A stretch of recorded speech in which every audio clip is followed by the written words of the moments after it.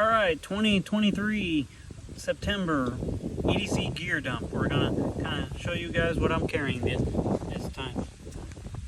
Carrying 2 spare mags, 15 round mags. I got a Glock 26 on me with the T-Rex arms, sidecar type holster. I carry the Glock 26 magazine in the pistol, and then I carry 2 Glock 19 size mags.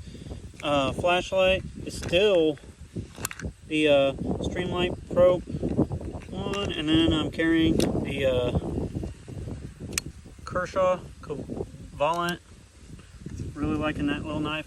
And my fixed blade for today, and this kind of varies quite a bit, is the Tops Silent Hero 4. What do you guys think of my EDC loadout?